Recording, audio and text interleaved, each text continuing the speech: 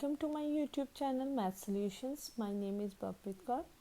Today we are going to discuss midpoint theorem, the state and proof of midpoint theorem. Here the statement क्या कहती है? The midpoint theorem states that the line segment joining the midpoints of any two sides of triangle is parallel to the third side and equal to half of the third side.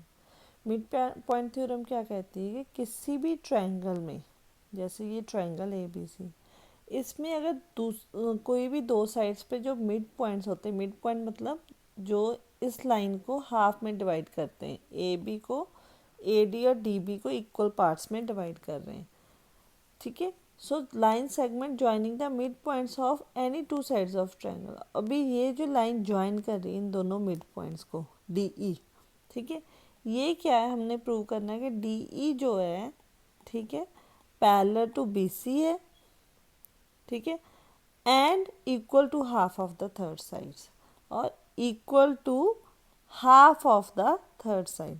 मुझे D E half B C prove करना है. So let's start with the proof. तो proof में सबसे पहले, चाहे solution हो, कोई क्वेश्चन हो, हम लोग गिवन से स्टार्ट करते हैं, ठीक है. सो प्रूफ में हम लोग भी गिवन से स्टार्ट करेंगे. गिवन क्या है हमारे पास, उन्होंने क्या क्या बोला है.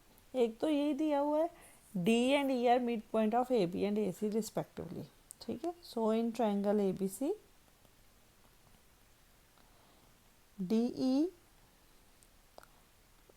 D and E, sorry, D and E are midpoints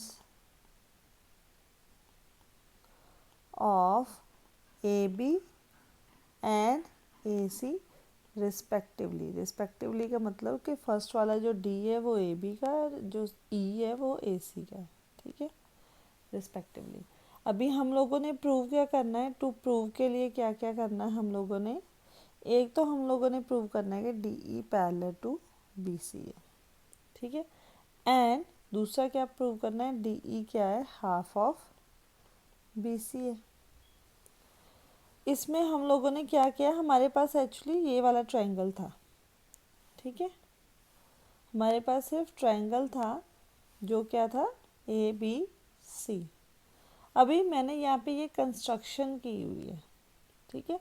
C F मतलब कि सी से हम लोगों ने एफ तक लाइन ली और डी ई को हम लोगों ने एक्सटेंड कर दिया एफ तक के वो दोनों ज्वाइन हो जाए, ठीक है.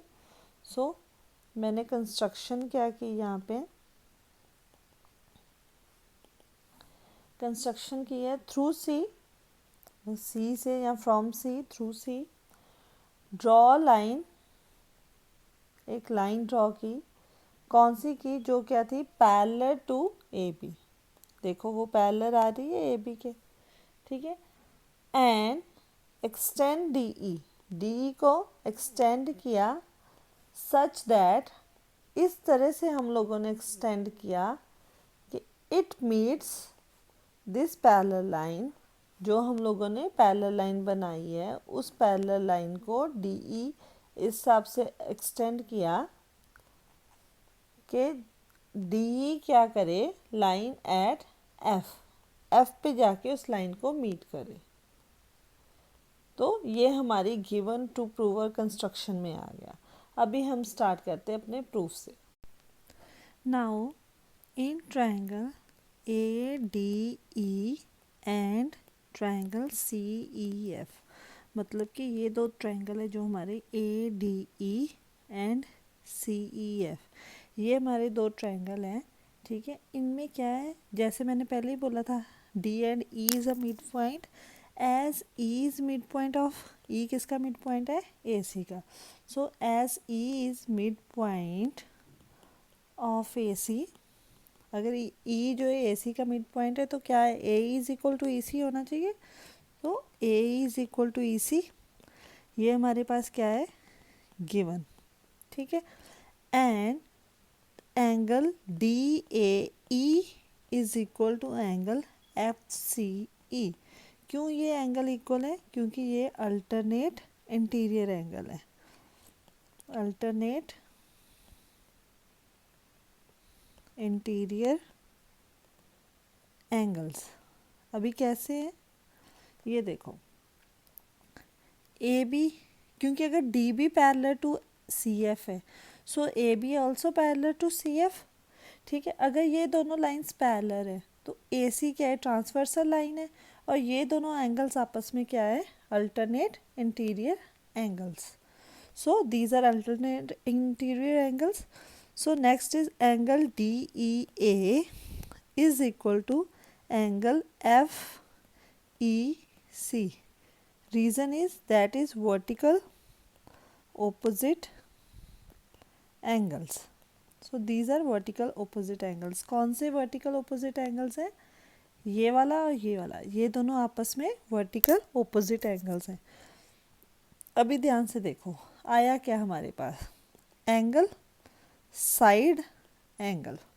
So by angle side angle congruency, by angle side angle congruency क्या होगा, ये दोनों जो ट्रायंगल्स हमने लिए थे, triangle A D E and triangle C E F, ये आपस में हो गए कॉन्ग्रेंट. सो कॉन्ग्रेंट हो गए तो by C P C T क्या होगा, D E is equal to E F. ठीक है, इसको हमने दे दिया equation number 1. And A D is equal to C F. ठीक है, दैट इज इक्वेशन नंबर 2. अभी हमें ये भी बोला गया है कि D is a mid point, so as D is mid point of, किसका मिड पॉइंट है, डी ए बी का. सो अगर ए बी का मिड पॉइंट है D, D is a mid point, तो डी इन दोनों को इक्वल पार्ट्स में डिवाइड कर रहा है. So therefore A D is equal to B D. ठीक है, ये हो गया इक्वेशन नंबर 3. अगर मैं अभी ध्यान से देखूं फ्रॉम 2 and 3, ठीक है, A D is equal to C F, A D is equal to B D, therefore B D is equal to C F. ठीक है, इसको हम देते हैं equation number 4. As B C F D is parallelogram. अगर मैं ध्यान से देखूं, ठीक है, तो ये क्या बन गया, ये पैरेललोग्राम बना है ना, ये दोनों साइड्स पैरेलल आपस में और ये दोनों साइड्स आपस में पैरेलल, तो ये क्या बन गया, पैरेललोग्राम. तो अगर B C F D parallelogram है, ठीक है, तो यहाँ पे क्या है, D F parallel to B C. अगर D F parallel to B C है, ठीक है, अगर D F parallel to B C है तो डी ई भी तो पैरेलल टू बी सी है. ठीक है, therefore DE also parallel to BC. तो ये चीज़ हम लोगों ने प्रूव करनी थी. एक चीज़ हमारी आ गई, DE parallel to BC. ठीक है, DE parallel to BC. अगर ये दोनों पैरेलल हैं, अगर हमें हम लोग पैरेलल साइड्स और ऑपोजिट साइड्स आर इक्वल. ठीक है, so BC is equal to D F. Parallelogram में यही होता है, पैरेलल साइड्स आर इक्वल. तो B C is equal to D F मैं लिख सकती हूँ. ठीक है, अगर B C is equal to D F है तो B C is equal to D E plus E F हो गया. ठीक है, D E plus E F. ठीक है, अगर हम लोग पहली इक्वेशन देखें फ्रॉम 1, जहाँ पे मैंने लिखा था D E is equal to E F. ठीक है, सो ई एफ डी ई के इक्वल हो गया. So from 1 D E plus D E, so B C क्या बन गया, 2 डी ई. तो डी ई कितना आ गया, 2 को दूसरी साइड पे ले आऊँ तो बी सी. ठीक है, so D is equal to half of B C and D E parallel to B C.